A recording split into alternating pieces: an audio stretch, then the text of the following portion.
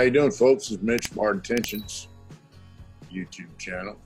We also have hardintentions.com where we have some really cool stuff. Shirts, hats, art. Check us out. You might find something you like.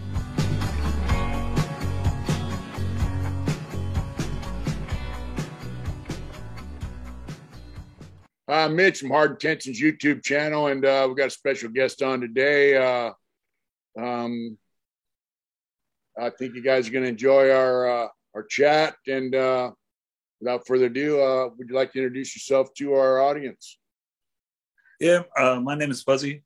I'm in a motorcycle club here in San Diego.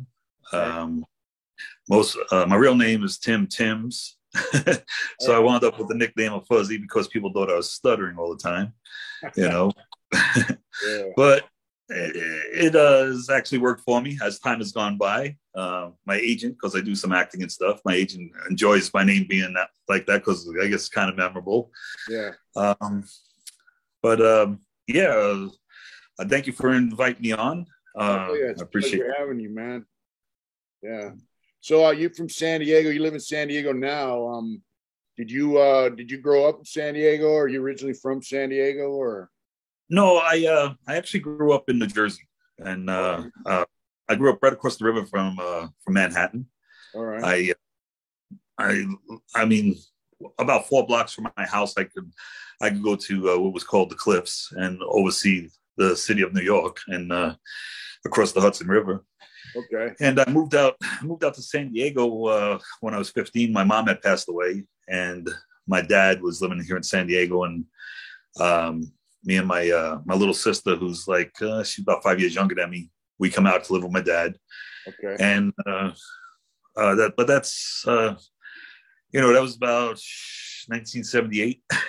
Okay. All right. Yeah. That's about a year before I went to prison. Yeah, wow. That's sad to hear your mom passed away when you were so young, you know? Yeah. I mean, honestly, I don't know what's tougher. You know, my dad, he just passed away about a year and a half ago, and he was close to 90, you know, and he didn't have no cancer or nothing, but he had been smoking since he was 14 years old. Sometimes smoked 3 packs a day. You know, he had every other kind of problem, you know, with blood vessels and stuff. But you know, But you know, he I guess it wasn't too long. You know, it was a pretty good shot for him. You know, my mom, unfortunately, she passed away at 46, and she had pretty bad cancer. You know, pretty young. Yeah, you know, smoking. I quit smoking in '98 because I'm glad I did, because I got valley fever in prison later on, but I just got tired to where I couldn't breathe, and I'd seen the writing on the wall, you know, so I quit. Smoking's just, man, you know. Everybody in my family smokes. I'm the only one that never started. I'll probably be the one to die from lung cancer, though. You know? Yeah. Well, you know, it's good you never started. You know, I got valley fever when I was in prison, which is a fungus that gets into your lungs and it eats holes in your lungs, and so my lungs are kind of messed up. I just told my wife the other night, if I had continued smoking, I'd be in pretty bad shape. So, yeah, for sure. So when you moved out here to San Diego, I grew up in Lakeside, El Cajon area. Oh, right on. Yeah. So you're 15, so you graduate school and all that. Had you get into, like, where I lived, there was a lot of dirt bike riding out there. You get into any of that out there?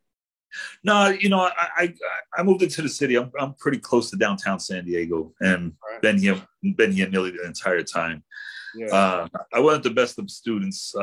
Leaving New Jersey, I was probably failing the 9th grade for the second time, you know, and so I came out here. I wanted to go into a continuation school, which was probably saved me so I could get a high school diploma, you know. So downtown, you go to Midway? No, I went to this school out here called Garfield. It's still here.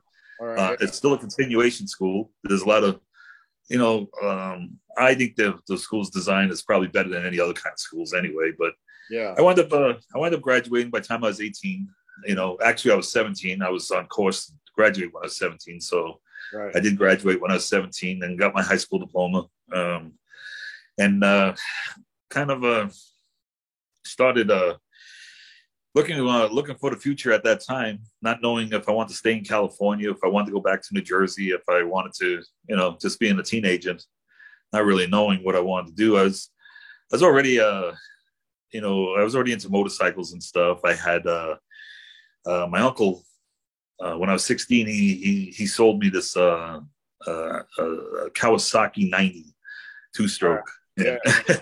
Yeah. And it got me back and forth to school. You know, he sold it to me for $100. You know, my uncle, he lived up in LA, and he worked for like McDonnell Douglas and Boeing and all that there stuff. In fact, he just died. He just died last year himself. Yeah, and but yeah, he was 91. You know, he was a little bit older than my dad, but you know, so maybe I got those good genes. Who knows? I don't know. Yeah, in there somewhere. Yeah, but he was a pretty talented guy. You know, he worked on the MX missiles and stuff back in the 80s and the first space shuttle and stuff. And, oh wow. You know, yeah, he was an electrical engineer. You know. Yeah. And so he had this Kawasaki 90. I guess he had big dreams of, you know, riding his bike back and forth to work, which is kind of, you know, not the greatest idea up in LA even at that time. Not in the 90s. No, not in the 90s. So he sold it to me, and I got good use out of it for a good year and a half, 2 years, and I wound up having enough money, and I bought a Triumph 650. Okay. And I got beat up on that. You know, it was a piece of junk. The guy sold it to me. You know, he seen me coming. It was it ran. You have electrical problems with that bike? You know, that's one of the problems it didn't have. Yeah. It leaked oil out of every gasket. It was just it was a bad sell on my part. You know, but yeah. I had that bike only for about 8 months, and this leaving a puddle of oil everywhere I parked, you know, and I wound up saving up. I was saving towards getting a Harley Davidson. I always wanted a Harley Davidson. I reading Easy Rider magazines back when, you know, when I wasn't old enough to buy them. I was 12 years old and stuff, you know. Yeah, I used to run down to a liquor store on a corner every month, man. And when a new one came out, I'd grab it, you know, and take it. You know, I'm an artist now, and I'd go right to that centerfold, you know, that Dave Man centerfold, you know. Oh yeah, exactly. And so I started, you know, collecting the magazines and kind of trying to learn the biker lifestyle, like I guess, you know, and reading the stories that were in them and stuff. And and I was real fortunate when I moved. When we moved. And the third place we lived here in San Diego, which is an area called North Park, I wound up moving next door to a guy who was a biker, you know, and he was single, and he was a mechanic he was an electrician down at the shipyards, you know. Okay, yeah. And he started teaching me quite a bit. My dad was a mechanic, but my dad had no patience for teaching anybody about mechanics. You know, my dad, he just, you know, it was, you know, I tried to learn all I could, but my dad had no patience for teaching, you know. Yeah. And my next door neighbor. Back then, you know, bikes were like, they got the shirts out now. It says ride, wrench, repeat. And that's kind of how a lot of bikes were back then, you know. Exactly. Yeah. So my neighbor, he had a couple of Triumphs, and he was building a Honda, one of those old Honda choppers, you know, with the aim and savior frames and shit like that, you know.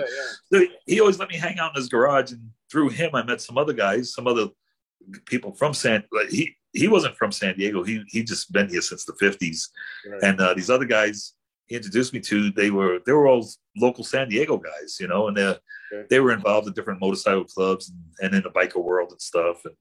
So I started getting more and more closer and closer to getting a Harley, and which was my dream. And I had I don't know, I think I wound up with about $650 to, you know, and the Triumph was on its last leg, and where I worked was about 15 miles away, and it was the only vehicle I had. Right. So I went to my dad and I said, hey, can you know, I found this bike, you know, it's $4,500. It was a 79 FLH. Full Jew canoe, you know, it had the tour pack on the back, you know, the whole freaking saddlebags, everything. Old man bike, you know. Yeah. But I've always been fond of that style anyway. So really? Yeah. So he asked me, you know, this typical things like, how you going to pay me back, and, you know, blah blah blah, you know. And I told him, well, I'll give you $25 a week, you know, and he agreed to it. And then I started making more money, after I got the bike, I started paying him back. Sometimes I got to a point where I was paying him $100 a week, and he seemed to appreciate that I was paying him back, on my word. Yeah. And but like there was a point where right after I got the bike, I got a little sloppy with it. There was a car in front of me. I thought the car was going left, so I went to go around him to the right. Instead, he made a right turn and hit the front brake too hard, hit some sand, went down, broke my elbow. Oh, wow. So that kind of put me out of work for about 6 weeks. Yeah. And but I had a similar thing happen to me up here. It was actually my fault. I was in the turn lane going about 55 miles an hour, in a 30-mile-an-hour zone. And, right. he was going to make a turn. And I tapped my front brake a little too hard, and been raining, gravel, all that shit. And I broke my arm, Yeah. It's embarrassing, isn't it? It's, it makes for great stories anyway, right? Yeah. So I, for about 2 years, that's all I had was my bike, even after I broke my arm, Yeah. So that's how I got back and forth to work, and, but so what at that kind of point, work were you doing back then? Back then I was doing, I was in a pipe shop, fabricating pipe for a fire sprinkler company. All right. And it was, it was rough work and tough, but it paid better than a lot of other things, because it was kind of, it was construction, so it paid better than a lot of the other jobs that were, a blue collar guy could get, Right. And but yeah, I wound up doing that for a number of years, and I was, so I got this, I'm on a Harley Davidson, I'm 18 years old, like I know all these other people that are like 10 and 20 years older than me, right. So I'm going to the bars, and they're not even asking me for ID because I had a little bit of a growth on my chin, just a little piece, and I'm riding a Harley Davidson, so they never even asked me for ID, Yeah. And it was funny because I wind up inviting everybody from the bar for my 21st birthday. I had a party at my house, and at one point we got about 3 kegs of beer, and at one point I went outside and I counted like 65 motorcycles out in front of my house. Wow, that's pretty cool. But that was the days when everybody had house parties after the bar closed and everything else. So, the guys had kegs in the backyard, and sometimes they had bands going and stuff. Exactly. And I did the smart thing. I went to all my neighbors and invited them. I invited all the neighbors to come, and a lot of them, most of them didn't show up, but they didn't call the cops on us either, so it was a good thing. Yeah, like I used to go into bars down there too when I was 17. Actually, that's where I got my case, in a bar, right there on El Cajon Boulevard in El Cajon. Right. I guess a tattoo shop. Now I went down there a few months ago, and it's a tattoo shop now. It's not a bar anymore, but back when it was Dumont's? Yeah, it was Dumont's bar. Yep. Yeah. There was a lot of stories in that place for sure. Oh yeah, it was. I think Dave Mann actually did a painting out in front of Dumont's. Yep. I got it hanging. I got it. Someone made me that painting or that picture, and they put it on wood, and they shellacked it and everything, and made like a frame thing out of it. I still got it hanging on the wall. Cool. Yeah. But so now you're 21. You got a bike. You're working. Life's good. That was when I was 18, bro. I was 18. Yeah, and then time on, I guess about the time, I had a really good friend of mine who wound up getting killed on his bike, and he was quite a bit older than I say quite a bit older than me. He was about 15 years older than me, but he and I hung tight, really, really close to each other. He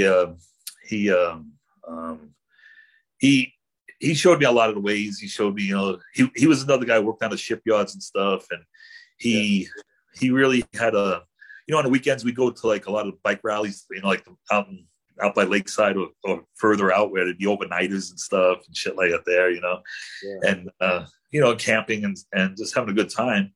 Right. And so he and I hung pretty tight with each other. And one night I met up with a girl, and and we were in the bar together. He and I were in the bar together, but we're in a local bar close to where we both live. Right. And I met up with this girl, and I said, "Hey, I'm gonna take off this. I'm gonna go to this chick's house, And he's like, "Yeah, okay, man." He goes, "What's a roommate doing?" And I go, "I don't know. I haven't seen a roommate. I don't know if a roommate's around or not. And he goes, "All right, cool, And I didn't know it, but he took off and he went down Ocean Beach, Okay. Yeah. And this is in the early 80s. This is like 80, I want to say like around 82, 83, something like that, maybe. Yeah, it was around 83, I think.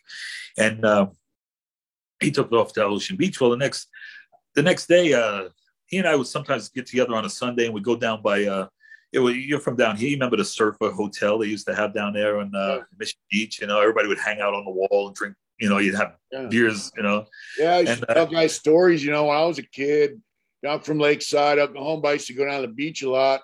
I mean, we were kids. Sometimes we'd ride our bicycles down there, on Mission Gorge, hang out at the beach all day, or we'd get dropped off, whatever. But they had Maynards down there. There'd just be motorcycles everywhere, and guys are hanging out on the boardwalk, drinking and partying, and just having a good time. Yeah, exactly.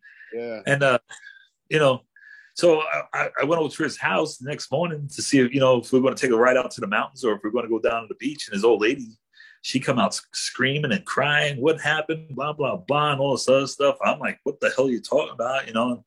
And she told me that I guess he went down to Ocean Beach and he partied down with some other people. And at first we thought something malicious happened because, sometimes when he was buzzed, he could get a little violent streak going, and but there was nothing that nobody did anything serious. I kind of come to the conclusion that when you're coming out of Ocean Beach, if you're looking towards Highway 8, you can see the traffic light, okay.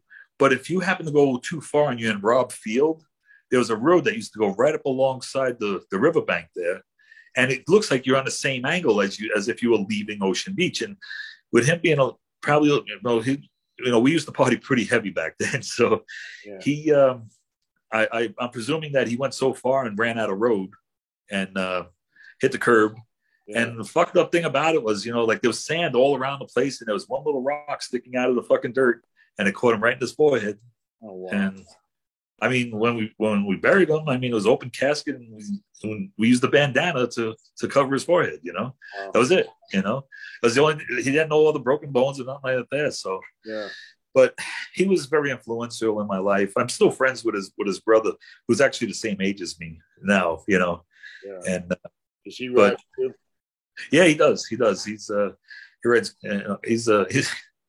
He actually he used to ride motocross and stuff, so he's a little bit more crazy than most, Yeah. So, a lot of the guys that rode dirt bikes and shit, especially now, a lot of these kids, they're just blowing my mind with the wheelies and burnouts and just doing really wild shit. They're taking it to a whole nother level. So totally, I look at it, man. I'm like, hey, I ran out of talent a long time ago, and I don't have another broken arm in me. Yeah. But yeah, as time back then in the 80s, I wound up. I was kind of bored with San Diego. I didn't know what to do. Kind of lost my best friend, and I was like thinking, Harley Davidson was talking about going out of business. They didn't have nobody to. AMF didn't want Harley Davidson anymore, and they didn't know if they were going to be able to purchase it or whatever the case may be. And so there's a place down in Florida called AMI, American Motorcycle Institute. Right. And I looked them up. They used to advertise in the back of Easy Rider. So I looked them up and made arrangements and stuff like that there. And I had some money that I had saved up, and my mom had left me a little bit of money, that I was allowed to touch now because I was over 21. Right. And told my dad that I was going to go down to Florida. And I went down there with the intentions of learning how to work on Harley Davidsons, because I figure if I want to ride them, I'm going to have to work on them because they ain't going to be around no more. They're going to go by the way of like the Indian did, Yeah. So I went down there the school was, I think it was like 2.5, 3 months long. And, because I just took out Harley Davidson. They had other stuff where you could take all Japanese bikes, every different kind of engine, you know, all this other stuff. I was just interested in Harleys. So Right. I did that for a couple of months. Then my brother, who was living in Georgia at the time, he offered me to work for him up in Michigan. And I was like, well, okay, you know, I've never been to Michigan. What's it about, you know? Yeah. I still wasn't sure where I wanted to, you know, stay, you know? And so I wound up going to Michigan. Basically, I was repossessing TVs, you know? Really? Yeah. It was, wow. They had these things called Color Time TV rentals and stuff, you know? Yeah. And it was part of Michigan. I was in Flint and Saginaw. And I guess that particular year was like Flint was nominated the worst criminal activity city in the country or some shit. Yeah. So, you know, I'm knocking on people's doors. I mean, it's not like repossessing a car or a motorcycle or something. I mean, you got to knock on the door and get real personal inside the house, you know? Right. And you know, and I always try to keep the analogy, you know, like be a nice guy until you got to be an asshole, you know, because you can't just be an asshole right off the bat, you know. Yeah, you got to get your way in, you know. And man, it was like, you know, there was other people. I mean, fortunately, there was other people. You know, it didn't happen to me.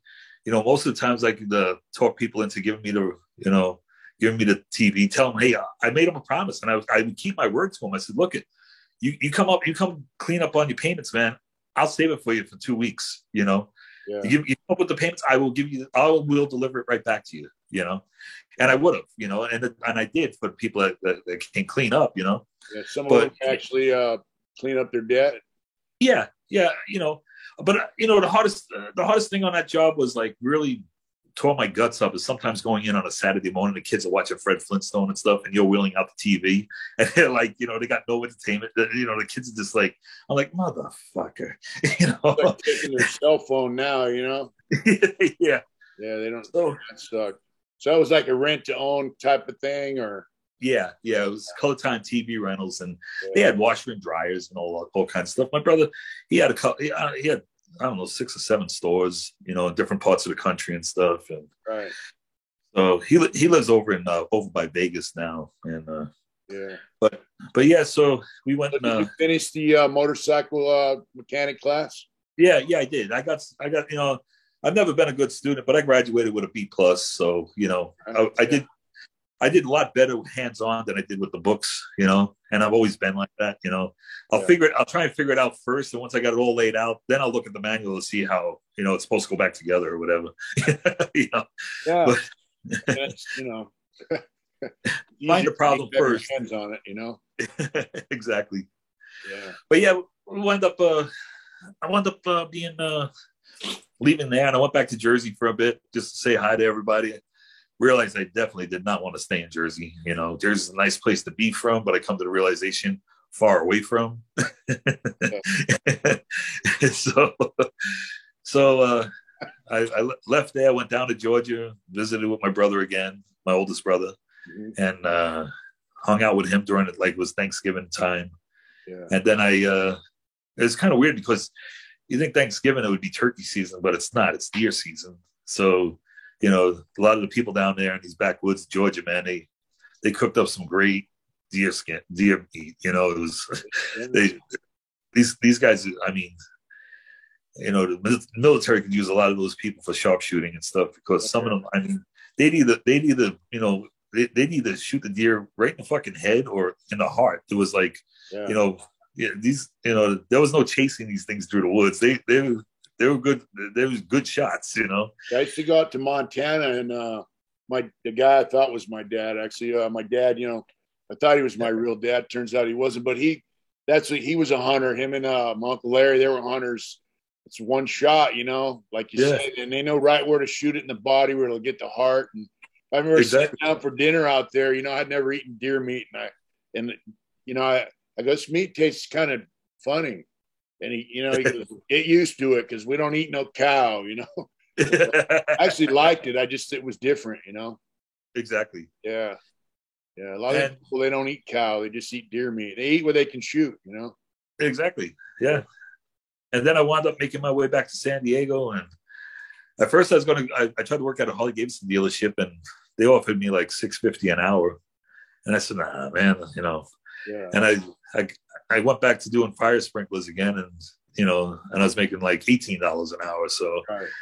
you know, it's just a matter of time I got back on my feet a little bit, recouped all the money that I spent for that time that I was gone. You know. Yeah. I did that until like until the '90s.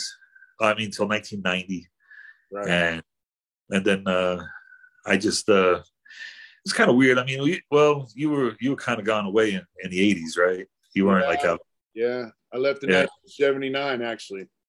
Yeah, so I mean, San Diego was like, it was kind of weird because it was like all of a sudden like a whole lot of people, like, you know, it was always a Navy town, you know, but it was like, so a lot of people getting deployed and a lot of people leaving San Diego, and like the biker community started shrinking really, really fast. You know, a lot of people getting married. You know, there was a lot of, you know, so people starting families and stuff like that there, and you know, places like the Trojan Horse, you know, and places like that. There, it was like less and less people going there on the weekends and stuff. You know, still a good number. Don't get me wrong, but it wasn't like it was in the early '80s where, you know, you'd have 15 bikes going down, you know, University Avenue, and 10 minutes later there'd be 20 bikes going the other way. You know, and there was like biker bars like every quarter mile. You know, I remember Neutral Grounds was down there, and I mean, it was.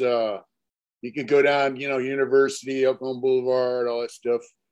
Just down the beaches. There'd be bikes everywhere. Guys riding bikes. Just, you know, that was made a big impression on me when I was younger, you know. By far, you know, I mean, that was coming from New Jersey, it was the California dreaming, you know, to see all that, you know. Yeah. And it started thinning out. What do you think? A lot of them guys were in the military or what? I think so, you know, because there was quite a bit of friends that I made, you know, with military people, you know, and it kind of hurt a bit because like leaving New Jersey in the circumstances that I left, I still got some friends that I still kept in contact in New Jersey to this day, you know, and it's like when I left there because of circumstances with my mom, it was like from my mom passing away within a week I was gone, you know, so and then like then meeting people out here and trying to have the same relationship you have with kids when you're growing up, it's kind of hard as you're an adult, you know. And I started meeting some people, and then they're moving away. And some of the people I still keep in touch with, they're still spread out throughout the country and stuff, you know. Right. And but you know, a lot of people leaving California, you know, because of just the way the government's running the state, you know. I guess. Yeah. And then you know that. You know, I kept up on San Diego and California in general. I always tried to, even though I developed the mindset like, hey, you know, I'll probably never get out of prison, I'd still try to keep a focus on what was going on in the street, you know, and like, you know, like I would see things on TV about San Diego being they did a thing called the Crystal City, you know, San Diego being on the border and all, you know, it's just a mass amount of drugs and all that kind of shit. I seen that. And then like El Cajon at one time had the biggest Iraqi population in the United States, you know? Right. So I knew, you know, I mean, I kept up with a lot of stuff, but then they came out with 3 strikes and they started locking everyone up. And around that time, you know, in the 90s and in the 90s in California was a way out time because there was a lot of money too in California. Like the internet boom and all that kind of stuff was happening, you know. That's it's funny you bring that up because, you know, I was for a while there into the 90s. I opened up my own bike shop, and then that kind of failed. You know, I struggled as much as I could. It's hard to be a single, you know, working on them and ordering parts and talking to customers, and it's really difficult to be a one-man show to do that and concentrate on what you're working on, you know. And there's only so many hours in a day, you know. And so I wound up applying. Actually, I got a job offer to work at San Diego Harley Davidson, and that was about the time that I just started prospecting for the Club of Men, you know, and they offered me a job, and it was just as a service rider. And I'm going from being, you know, like $16,000 in hock to going like, you know, okay, a service rider, $650. Okay, like let me see if I can make something out of this, you know. What's service rider? What's that? The service rider is like when you bring your bike in And he goes over the bike and looks over everything. You tell him, hey, I want an oil change. I want this. I want that. They write it all up, give you an estimate to, for what what it's going to cost to repair your bike, whatever you're bringing it in for, Yeah. So I went down and I'm kind of a little bit of an organized freak in my head, I mean, and everything was just like completely disarray. And, I worked there for 10 years. I mean, to me, it was a successful story. I would have been, I would have stayed longer, but there was circumstances with somebody I just could not continue working with. And, but I went from making $650 an hour to 10 years later, I was making $70,000 a year. Oh, wow, that's pretty good. Yeah. And but the funny thing is what you're saying, like the meth capital and stuff, it was like, being that I was in the club or prospecting for the club and surely, then becoming a member, there was an undercover cop who used to follow me. Yeah. Okay. Yeah. But he held no qualms about it. He'd come up and tell me who he was. He'd tell me what his job was, and he'd show up at the shop all the time, like a couple times a week. And I'm just like, and I straight up told him, I'm like, hey, I go, I don't do drugs, right? And he goes, yeah. He goes, I know all about, he goes, I'm not here to watch you. He goes, I'm just here to watch, I'm like, whatever. I go, because if you're watching me, cool, because someone else is getting away with something. Right. So you don't use drugs. No. A lot of guys have this picture bikers like, drinking, drugging, snorting crank and, smoking, weed, whites and wine and just this lifestyle, so. When I was a kid, I smoked weed a couple of times and I did not like the effect I got from it.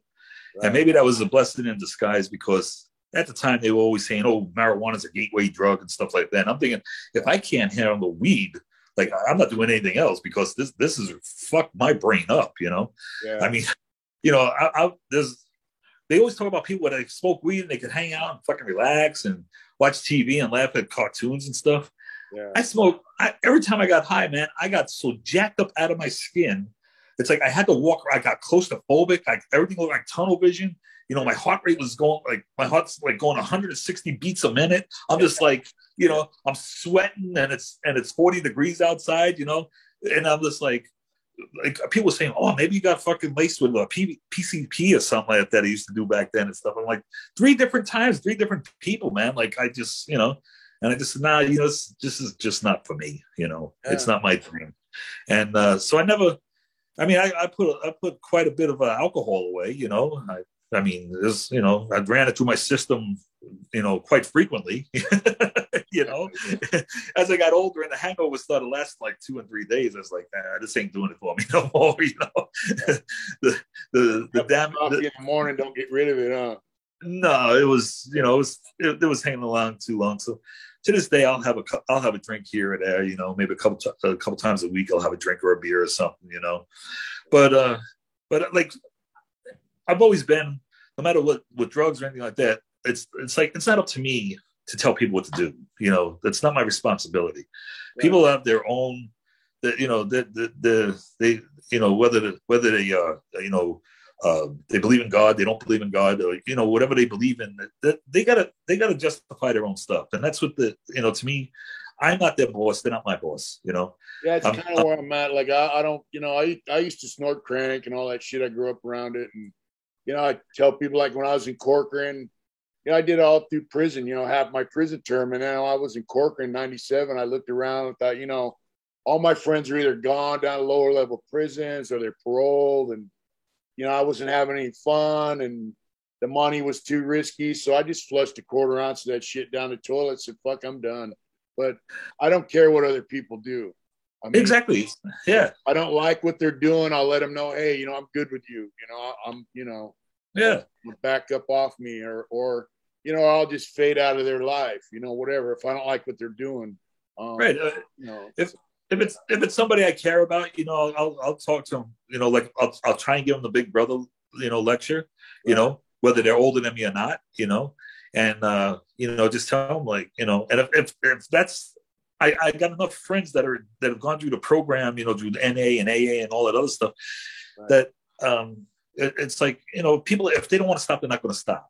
But I don't think they should be put in prison for doing it. That's ridiculous. I think the drug laws are kind of what they call draconian or whatever. They're just over punishment, like it's insane. I went the same route. Like as I got away from using dope in prison, we had a homeboy from San Diego, and he was hanging around with some of your bros and your club and stuff. And he came back to prison on violation, and he was snorting crank and shooting steroids and lifting weights, and he was out of control, really. And I told him, hey, bro, you gotta slow down, man, because you're gonna get in a wreck, and I got this life sentence, and I've been there, and he goes, hey, I love you, bro, but fuck you. I'm not doing nothing you never did, And I said, all right. Yeah. And he got out, and a couple months later, someone killed him. He just got out of control, but I had to go there and try to, help him out. Yeah. That's the sad thing about it. I mean, because it's like, like to me, I look at it like if there's no victim, there's no crime. Yeah. People should be arrested for something. If someone's selling, I don't care if they sell. I despise a lot of drugs because I've lost a lot of friends to it. But that's their own path that they're on. Yeah. And the thing is, if there's somebody selling crank or whatever and someone's buying it, there's no victim involved in that. So putting people in jail for that is just a crock of shit as far as I'm concerned. I've always felt that way, because you're not doing society. When I was coming up, it was all kind of American shit, but now they have the cartel stuff coming out with all this fentanyl, and I kind of changed my opinion a little bit about what's going on now. But overall, I agree with you. Like, I used to tell people in my family, hey, look, man, I sell speed. It's good shit. I use it. I snort it. And they're going to get it anyway from somewhere. They're not going to stop using it if I quit selling it. That was my mentality. And, people make a choice to use, and sometimes that choice overrides their life and it leads them to a path of destruction. But they made the initial choice to get involved with it. And when they make the decision, if they're friends of mine, like you say, they like, hey, I want to get up out of this, I'll be there to help them out, 100%. And that's what I'm saying is like, to me, I feel like, I mean, throughout the years, especially living in San Diego, I knew enough people that dealt and people that bought and all the other stuff is, once again, it was none of my business. It was none of my concern. I never want to know what anybody is doing. It's none of my business, but it comes down to like the analogy to me. It's like, cops are out there giving people tickets for speeding. Right. Has it stopped anybody from fucking speeding? No. It just made the system richer because I got a speeding ticket back in February, man. It cost me $560. I mean, can they justify that? That's half a month's rent to a lot of people in San Diego. If they're renting a room. I'm saying if they're just renting a room, and the government's going to take that kind of money from you from something where there was no victim, and shit, I've been, I've always driven since I started driving. When the speed limit was 55, I still always drove in between 75 and 80 miles an hour. The speed limit's 65. I drive between 75 and 80 miles an hour. Everybody does, Exactly, but they pick you off when they want, And like the drug thing, like the 3 strikes, our old mayor became governor, Pete Wilson, he came out with the 3 strikes. And, man, I seen guys, some of the homeboys in there from Dago and shit. I mean, guy had 50 to life for stealing 2 pairs of Levi's. They gave him 25 to life for each pair. He was just a dope fiend, shoplifting. And they struck this guy out. And here he is on a level 4 prison. Right. It created the biggest prison system in the country and the 3rd biggest prison system in the world. Mostly built on drugs, and not to get into politics too much, but a lot of people don't understand is that, you know, the guy who's sitting in the White House right now is a big influential part of making that happen, of putting people in jail for the rest of their lives. I remember, you know, he walked around with a nickel in his hand around Senate saying, if you got this much cocaine in your possession, you're going to jail for the rest of your life. Right. And all these people voted for this fool to, you know, to be president. Right. And it's like, and even with the, you know, what's her name? Harris, you know, I mean, she bragged about putting more inner city kids in prison than any other prosecutor in California. She was our attorney general, and yeah, I was a lifer. And so when you go to board in California, you got to go to the parole board. They find you suitable for parole, and then the governor can take your suitability away. So when that happens, guys would file lawsuits, and she would fight it tooth and nail. Like, you know, fuck, yeah, you're not getting out. So, you know, I mean, everyone that thinks they're, you know, they love them, they're fucking stupid, because I exactly know firsthand, you know. And it's become big business. It has been big business for a long time, yeah. And it's not stopping nothing, you know. I mean, the misfortunate things that happen. I mean, with people, you know, I've known a couple of people, honestly, that were pretty successful at being drug dealers. Okay, and I say successful is because they came to a point where they stopped, and they didn't get killed, and they didn't get busted. You know, yeah. They stopped in an amount of time that they wind up, you know, they wanted to being able to skate on it. Having saying that, and you kind of laughed, you know, like they didn't get killed. I mean, you know, that's pretty rare, and they don't always get killed, but you know, people will try to rob drug dealers because they got money, they got drugs. But I had some homeboys down there from Lakeside that two of them I grew up with. And, you know, they started manufacturing speed in the 80s. And, you know, they would send me money in prison, like, hey, bro, get some canteen, whatever, you know. But they had millions of dollars. And, you know, right. Homeboys that come in and say, yeah, so-and-so's balling. You know, they got a house and, you know, boats and trucks and cars and all that. Then later on, I seen them in prison. And one of them actually killed that guy I told you about that got killed.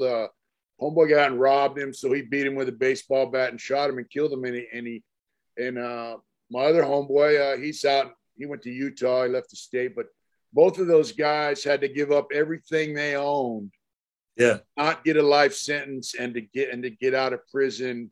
You know, so in the end, they had millions. They had everything you could ever want in life, and when it was over, they had nothing. You know? Yeah, and along with that, you know, the people that are the system that the people that are in the system that are bringing these allegations and these charges against people for dope dealing or whatever, you know, when you find out, like just the story that a friend of mine had shared with me, you know, he knew that he had close to $2 million in cash. You know, he knew that he just picked up 75 pounds of whatever the fuck he was dealing, you know. And when he goes to jail, it turns out to be 1.5 pounds of shit and $75,000. Well, where's the rest of it? Yeah. You know, and it was the same charge, because you get, you know, how they break it off into you got this much stuff. When he got arrested, that's what the evidence said he had. Yeah. Oh, wow. Yeah, and he knew that he was way above that, you know. Yep. You know, and what are you going to, you know, they kind of figure, what are you going to do? Stand up in court and say, well, wait a minute, Your Honor, there was actually $2 million, and there was this many pounds of shit, you know. Yeah. You know, but maybe that's what it needed, because, you know, for $1.5 pounds, it's the same sentence. If you have $1.5 pounds, you have 100 pounds, right? Because wherever the drop-off number is, you know. Right. But you know, and so yeah, I mean, I've got quite a number of friends that have, you know, that have gone to prison for certain circumstances. Some people in the club, some people out of the club. You know, right. Most of them out of. Most of the people never even joined any clubs. You know, they're just individual people. Yeah. But yeah, it's but you know, I mean, they always give clubs a bad name because it's good for headlines. You know, it's always you know, like you know, I remember when I was in the 80s, they raided some guys over in Oakland. They said, oh, they had this much money, and oh, they had some gold, and they had, you know, it's not illegal to have gold, and it's not illegal to have money in your house. And, you know, it's like they raid like 50 guys' houses and they arrest, you know, one guy. You know, it's sensationalism. And back then, you know, most guys had long hair and beards and kind of scruffy looking, hardworking kind of guys. Exactly. And they have an appearance, if, you know, like to Joe Citizen, like, look at that animal, you know, and they portray them in the media as animals, you know, like these drug dealing, killing animals. And that's really, I mean, I think it's far from the truth, you know? Really. Oh, totally. I mean, the sensationalism is still with us to this day. You know, they still want to do sensationalism, whether it's the truth or not, or partial truth and more sensationalism, you know, but because that's what sells papers for them. That's what sells the news, gives them. So you prospected. How old were you when you started prospecting? I was, I believe, let me see, I was 32. All right. 32. So what was the draw for you to want to like prospect and get into a motorcycle club, like your personal, like what was the attraction for you, you know, for that? You know, there's quite a number of reasons that I had. There was a lot of things that, you know, at first when I looked into it, is like when I was a kid, you know, I fantasized like seeing the movies, you know, the old movies and shit, you know, like all you're going to do is get fucking drunk all day. You're going to ride motorcycles, kick over garbage cans, pick up chicks, you know, that's all you're going to do. Like, you know, that's life. That's, you know, not realizing that was only life for an hour and a half while the movie was on. But, you know, but I mean, there was like, you know, you wind up with a lot of camaraderie, you know, and like I said, towards the late 80s, a lot of friends of mine were leaving California. They were leaving, you know, they were in the military and stuff like that. I hung out with a couple of different other clubs, not officially, just as friends, you know, when I'm still friends with a lot of these clubs to this day, and people in them, you know, but it was like, you know, you kind of got like these, you know, it's hard when you start losing your friends, you know, and I mean, I know it's hard when they're taken from you, like yourself in your situation, where all of a sudden, bam, you know, you find yourself waking up one day and you're in jail for a long period of time, and there's all these people that fade away, you know, but you know, at the same time, when you got these people that are in your life and like there's no other reason outside of life just going on, they're no longer there, you know, and you know, of course, some people die, you know, die in motorcycle wrecks and, you know, everything under the sun. Right. And with me, I knew a lot of people that were older than I was. So a lot of them they couldn't hold their bikes up anymore. You know, they were like thinking that they weren't strong enough anymore. They just lost the interest in riding. You know, they've been riding since they were teenagers, same as myself. It's just that they were 20 years older than me, you know? Right. So I started like I said, like places like the Trojan Horse and stuff like that. The amount of people was getting smaller and smaller that we were hanging out every Friday and Saturday night. It was getting, you know, and I wound up meeting a guy who wound up becoming my sponsor, and a friend of mine worked with him at the shipyards, and my sponsor, he had just gotten out of prison. And the guy who I knew since I was 16 years old, who was in another club originally out of the East Coast, he was a president back there. But when he moved out here, he wound up giving it up, and he was a welder at the shipyard. So he was working with Dave, who wound up becoming my sponsor. And he says, "Hey, if you ever see Dave, you know, at the Trojan Horse, please, you know, do me a favor and give him my number, because I want to, you know, so I keep in touch with him." Right. So it was very difficult for me to do, you know, because it's like, how do you know, go up to somebody and just introduce yourself? You know, I've actually learned to be better at that as I gotten older, you know. But you know, when you're young, you like, you know, you don't know what kind of reaction you're going to get from somebody, especially people that are taller than you. And I'm only 5'8", so you know, somebody who's 6'2", you know, it's like okay, you know. Yeah. So I made an introduction, and it went very well. I pounded down 2 Bacardi and Cokes before I made the introduction, and he about kicked in when everything relieved. And I says, "Oh, everything's okay." And they started setting in. I'm like, "I gotta get the hell out of here."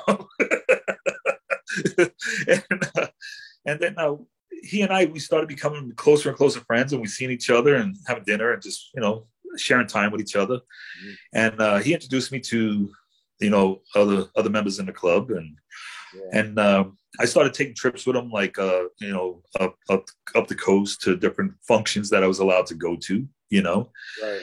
And he and I got closer and closer, and so again, now this camaraderie started growing again. Of like, it's kind of, in a sense, it's like right about the time that I met him is when I finally felt like San Diego was my home.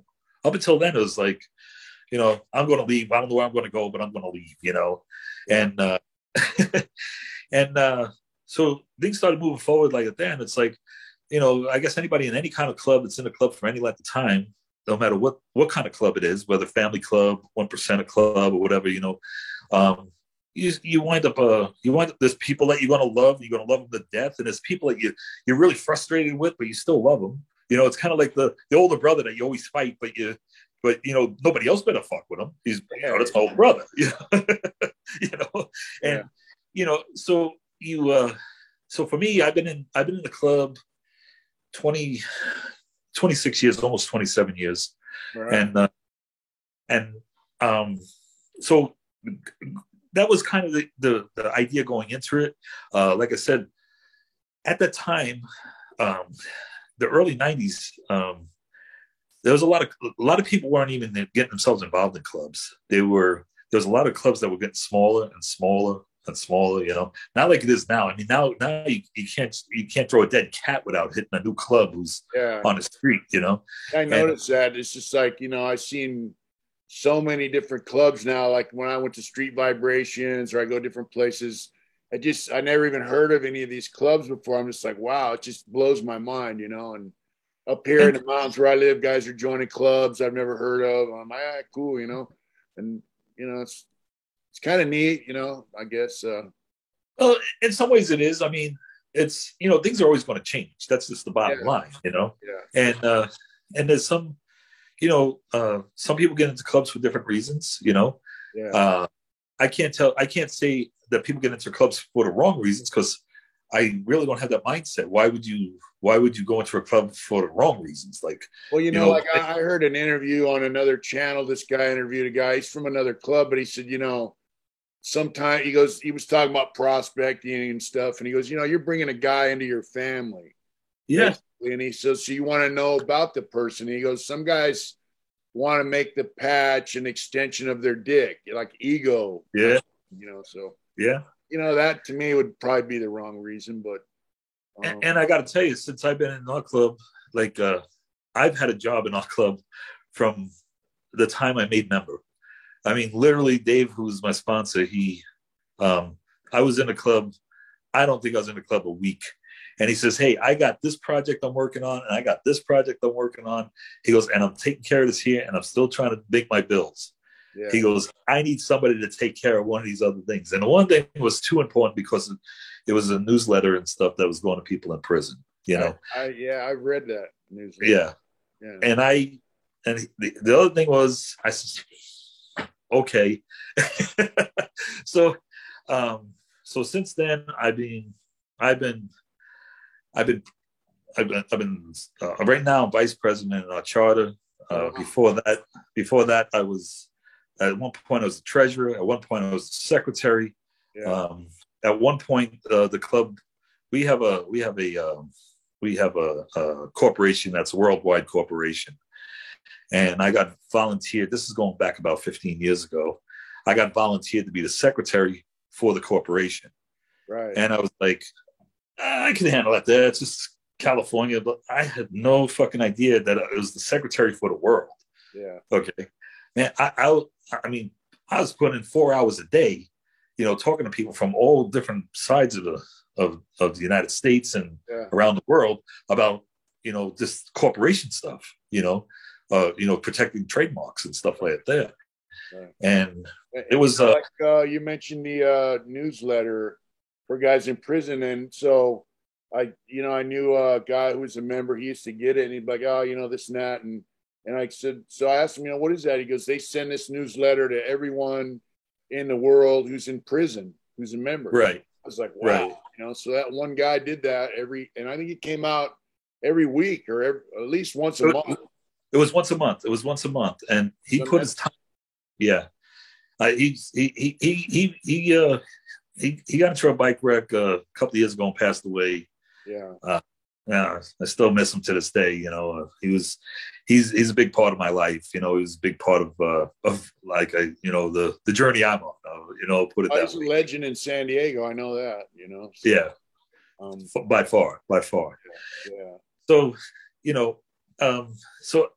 I mean, to me, I'm more into business stuff. I feel I got. There's some people that they get jealous of somebody else's success. If one of my friends succeeds, I am so happy for them. I'll share that happiness with them. Mm-hmm. So for me, anything that I was able to do in the club, that I was able to help people in the club or help the club itself, I feel successful in being able to help out wherever I can. Yeah. I had to give up the corporation stuff because my daughter, when she was 14, she had some situation happened with her mother again. And so my daughter moved in with me. Right. So, and this is right after the bubble burst. And when the bubble burst, I was doing real estate loans, which for a lot of people out there. 2008, the financial bubble? Yeah. Right. Yeah. So you were basically a single dad when that happened. Yeah. And when the bubble burst, I had 6 properties, mm-hmm. and all of a sudden, all my loans are dried up. I'm making $100,000 a year. All of a sudden, I got no income. I got a 14-year-old daughter. I got all my properties. The people they can't pay the rent because they're losing their jobs. And I'm looking at all this money. I'm going into a bankruptcy. I have to. I have no choice. And my bankruptcy was for like $2 million, and it was like it still bothers me to this day because it was like I made a commitment to what I was going to do, and I couldn't fulfill it. And I know people go, oh, people make bankruptcies all the time and all this other stuff. I go, well, that's other people, that's not me, and it still bummed me out. But I had to try and make things work, and like nobody was hiring at the time. I wound up working at night, being a doorman at a bar, and trying to make ends meet with any kind of job anything I could get a hold of, right. which kind of lead me into doing some acting and stuff like that there, Okay. And because there was like some opportunities to be background down here in San Diego, for some TV shows and stuff like that. So I remember like 2008, 2009, I remember watching the financial, downfall of America, on the news every night, and pretty ugly, man. It really was. Oh, yeah. So you were, unlike Sons of Anarchy or these crazy, without robbing, doing big time, whatever criminal activity, and they're all making millions of dollars, running guns to Ireland and whatever. You were out there just, basically, trying to make ends meet legally. Oh, totally. I mean, honestly, I don't have the constitution to be a criminal. So you've never been arrested? I was arrested once in my life when I was 18 for a drunken public. All right. So you don't really have a criminal background at all. No, and wow. There was a time here in San Diego where there was a top cop down here that really thought that I was the only person in a club down here that was a non-felon. Little did he know there's plenty of other non-felons. Other people had more of an arrest record, but there was non-felons. Right. But because I was boisterous and I was out in the streets, and I do like right now, from working at the Harley Davidson dealership, I knew so many different people and stuff, and right. I'm working like on a toy drive that we're doing right now for Christmas time. So like I'm meeting people in a lot of different avenues, and And this cop down here, he was originally a cop up in San Jose, and he made a bust on a charter up there. Yeah. And it went bad, and he wound up costing San Jose, the city, I don't know how many millions of dollars, okay, because of the bad bust that he made. Well, they fired him, and he winds up getting hired down here. So he was dirty. Oh, dude, he was trying so hard to like. I'm getting information from different people, like, and lawyers and stuff like that, saying, "Hey, man, like, you better watch your back." And I'm like, I can't stop doing something if I'm not doing something, Right. And but this guy, fortunately, he's not around anymore. But maybe he's retired, or maybe he's gone to Bolivia and living off his cocaine dealings or whatever. Who knows? But there's certain things like that are kind of stressful. In fact, at one point, I didn't know it, but one of my club brothers, I wound up with jury duty, and this is back around. So you got this is about 2000. You like a notice to go report to jury duty. Yeah. All right. And at the same time, there was some of our guys in the club that were up on some other charges, which they were in a different courtroom, obviously, whatever. I don't know. But I got jury duty a couple times in the past, and he wound up with jury duty at the same time, and I wound up going down there, and it's well, you're familiar with downtown San Diego, so like the only parking is if you got a motorcycle, you can park in the motorcycle parking, and not you don't have to pay for it, Yeah. So I went down there, and I went in, and they told me that I wasn't allowed in the courthouse wearing my patch, and as I'm debating this with them, like, what are you talking about? I got First Amendment rights, bro. Like, what are you saying? I can't be in a courthouse. They're telling me some judge is fucking saying that you can't do this, which I found out later on. A judge, he, with all due respect, in his courtroom, he could say you can't wear a gray shirt, in his courtroom. Oh yeah, because if they think that it's going to trigger something with somebody or burn somebody out, piss somebody off or something, there's certain things they could say. I mean, the judge in his courtroom, he could say everybody's got to wear a button-up black shirt if you're going to be in a courtroom, if they want to take it that far. But they can't tell you can't be in the courthouse. I mean, the courthouse is like, that's a general area for everything, So they told me that my club brother, he's coming in, and he sees me jacked up with the cops, and he's like, "Hey, man, Fuzzy, what's going on?" And I'm like, "Dude, the same one that can't be here." And he's got his patch on too, because he did the same thing, Yeah. So they goes, out when he walked up on you guys, or? Oh yeah, they were like, who the hell's this guy, And I thought, I didn't want to go bad. I didn't want him to think that we had him surrounded. There's 15 of them, and only 2 of us. We had him surrounded. And I said, I go, "Hey, he's got jury duty too. What's up?" So they said, "Well, you could take that off and leave it on your motorcycle, and you could do this." I go, "No, I can't." I go, "You can't even tell me to do that. That's against my First Amendment rights." Right. And they said, "Well, you ain't coming in here today, blah, blah, blah," and all this other stuff. I said, "Okay." So I couldn't let it go. I mean, sometimes, those saying, you spite your nose because of your face, Right. It's like, and I just could not let it go. And so I says, I had made some contact with a news media guy at one point, who was actually trying to be helpful about us guys being on trial, some of our guys being on trial, and the way the trial was going, Right. So I went over to talk to see if I could talk to him. They wouldn't let me in. They wouldn't even talk to me. They wouldn't do nothing, Well, there was this other guy who, just out of coincidence or whatever, I don't believe in coincidences, but just out of timing, he was writing some nasty articles about us in the San Diego paper, and he was trying to go to different parts of El Cajon and different areas like that there, talking to people about us. And I had gotten the guy's number, but I never called him, And so I got a hold of him. I said, "Hey, you know what? You're going around asking all these people about us, our club. You're asking all this other negative stuff." I go, "And printing all this other stuff." I says, "You want to talk about something that's real?" Yeah. And he's like, "Where do you want to meet?" And to his credit, I met up with the guy, and I explained it to him. Now, this is newspaper. This isn't TV, Right. And so I met up with the guy, explained it to him. The guy turned out to be a halfway decent guy, just very not knowledgeable about motorcycles or motorcycle clubs or people, Right. you know. Right. So I explained it to him. I said, explain the details to him and stuff. And he goes, well, I gotta check this out through my sources and stuff like that, you know. Mm. So I guess he went and backtracked it back, and next thing you know, he's writing an article in the paper about us getting kicked out and our First Amendment rights being jacked, you know, which I found out from like 12 other different clubs that they got kicked out of jury duty the same way. Oh, wow. Yeah. So they didn't just tell you couldn't be in there. They told you you'd forget about jury duty. Yeah, they told me that you can't just you can come in for jury duty if you take your patch off and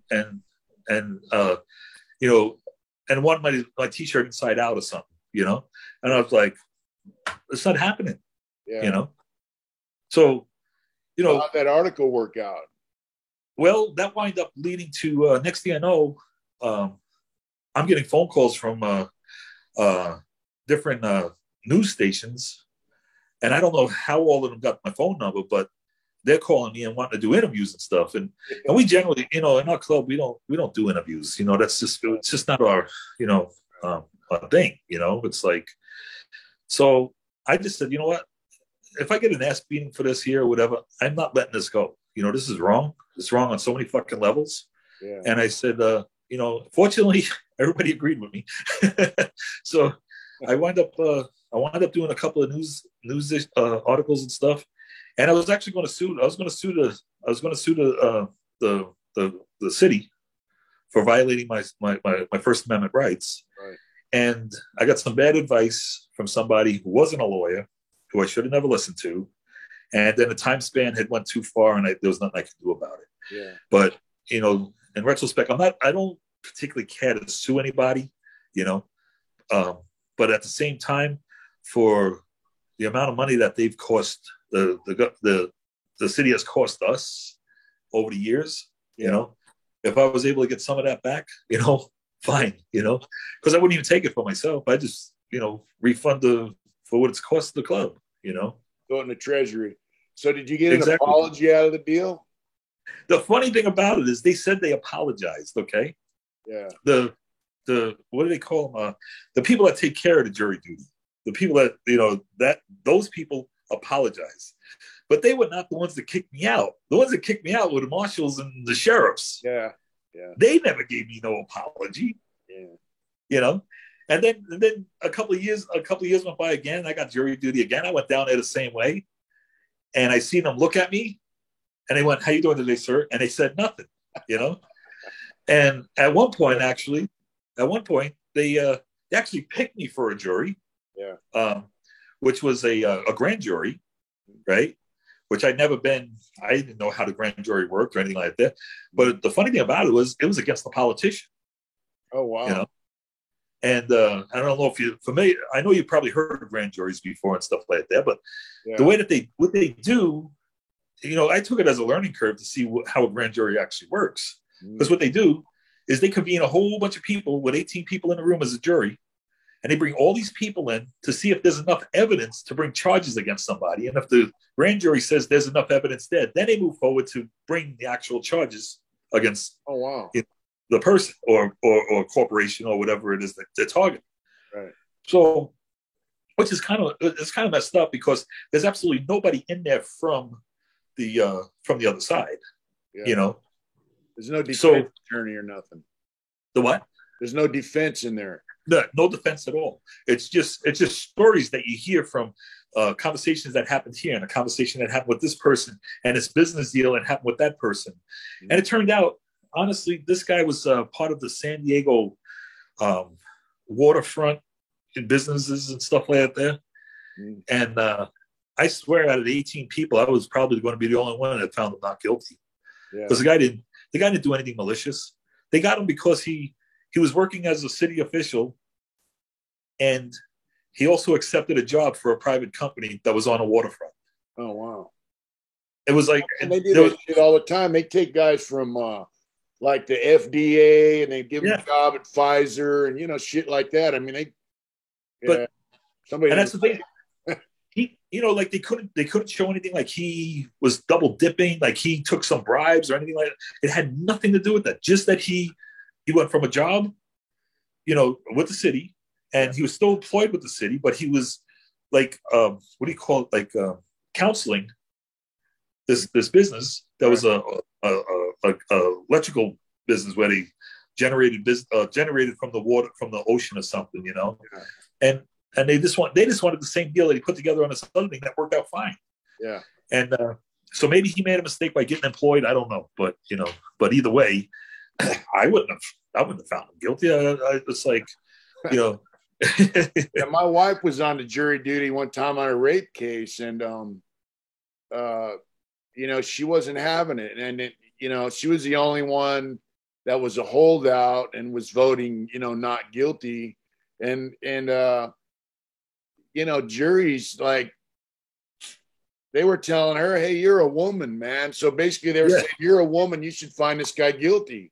And she was like, look, did this guy, was he rude, disrespectful, abusive, blah, blah, blah. Yeah. Right. But he didn't do this.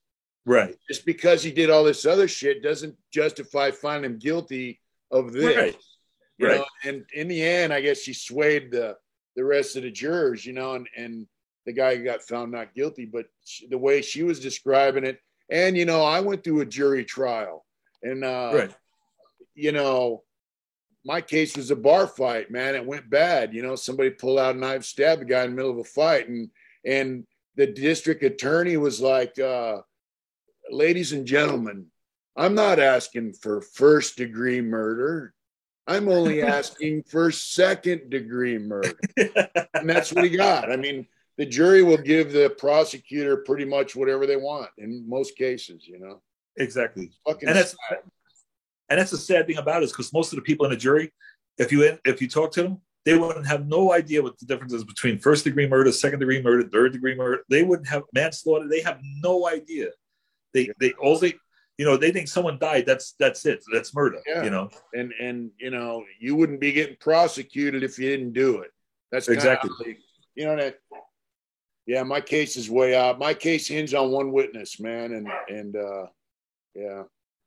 So during this downturn, you mentioned that you got into acting. Yeah, I've always been interested in acting and stuff, and I was doing it before I got into working at San Diego Harley, and then when I wound up with a full-time job, you can't act, you can't take off and go to LA, do auditions or nothing, Yeah. But after my time with San Diego Harley, I started wondering what I was going to do, because a lot of my day doing real estate loans was, I just had to basically being a salesman. But as soon as I get the paperwork and stuff, I'm pushing it off to processors and stuff like that there, and banks and stuff like that. Right. So you were like a loan broker kind of thing, or loan broker, like for homes and stuff, like businesses and stuff. Mm-hmm. So it's like being more of a salesman. You just got to go out there and get the people and get them the what they want for their houses and stuff. Mm-hmm. And but then after you get all that settled, it's like you pass it off, and a lot of people that are refinancing and stuff, they get a little upset because they think that nobody's calling me back, nobody's doing this here, nobody's talking to me and stuff like that, which I used to call everybody at least once a week and say, hey, I just want to let you know everything's going fine. We have no complications. If we did, I'll be calling you sooner because there's other paperwork they're going to need. But right now we're good, and it relieved people. It just relieved them, like, okay, cool, But a lot of other people, they want it because they say, well, I don't need nothing. Why do I got to call them? It's like, just give them a peace of mind, Don't leave them hanging in the dark. Yeah. And so I was doing that, and I was like, I had a lot more time on my hands, and I was like, man, what am I going to freaking do, man? It's like, I need to fill that gap with something more, like maybe start building motorcycles in the garage or something, and just, just something to keep my time. And I was coming back from South Africa, and South Africa, yeah. Oh wow! And I was like, you know what? Maybe I ought to try acting again. Yeah. I really enjoyed that. And I got home, and on my landline, you know, this old friend of mine that was trying to get me into acting, you know, many years prior, I hadn't heard from him forever. And he's on my recorder. Hey, Fuzzy, I don't know if this is still your number or not, but, you know, I just want to give you a call. This is my number. You know, if this is still Fuzzy's number, give me a call back. Want to see, do you ever think about getting back into acting again? You know, and I just kind of took this here. Like, I was just thinking about this, you know? Yeah. So he helped me out dearly. He's a stuntman up in LA, and he helped me out tremendously. And, yeah. And I started doing like little bit parts here, a little thing here, and a little thing there. And, music videos, a lot of them were like student films, so I didn't make no money, but I was trying to establish myself with people, you know. Yeah. I at the time I was making enough money. I didn't need money to do, you know, the acting and stuff. Yeah. And they actually, I didn't know it at the time when they signed up for it, but they, on True TV, they had me do the reenactment of Dimebag Darrell getting killed. Oh, really? On stage, yeah. And they didn't tell me that it was his thing or nothing like that there. Yeah. But the funny thing is that I agreed, you know, they were going to pay me $40, you know, which barely took care of the gas back and forth, you know, to LA to do this, you know. Yeah. But I get up there and they tell me, okay, he was wearing shorts and you got long pants on, and we don't have no shorts that'll fit you. So if it's okay with you, we'll give you $60 if we can cut the legs off your pants. I'm thinking to myself, you're paying me $40, but you're giving me $60 for my pants. My pants are worth more than I was, you know. Yeah. And I mean, in the acting business, I mean, a lot of people think that it's they see the results, you know. They don't see like there's a lot of guys that they really do put in their time, you know. A lot of men and women both, you know, just to try and make the connections that somebody will remember you for when they do another project or something, you know. Right.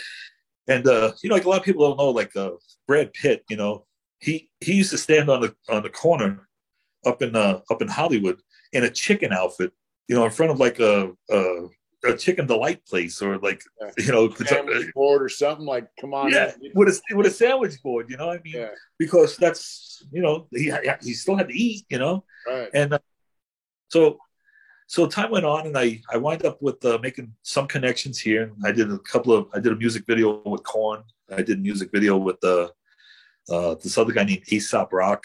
I did this other band called That Noise. So, you know, it was like I was connecting to this, you know, to each one of them and stuff, and finding more connections with each other. And then we wound up doing a TV show here in San Diego. I'm getting ahead of myself a little bit. I did some background stuff, doing some TV shows that they filmed down here. And then I did a friend of mine who's a key grip. He got me SAG eligible on a TV show with Billy Ray Cyrus. Oh, really? And, yeah. And so, you know, a lot of it, like everything, man, it's like the connections of the people you know. So, you know. So you got into the Screen Actors Guild. Yes. All right. And then we did a show down here that was on Discovery Channel called The Devil's Ride. And really? Yeah. They had three seasons of The Devil's Ride. Mm-hmm. And I was in the first season. I was in the first beginning of it. And then, you know, a lot of the guys down here in the club, they didn't want us being involved in it. They didn't want to visit us at hardintentions.com.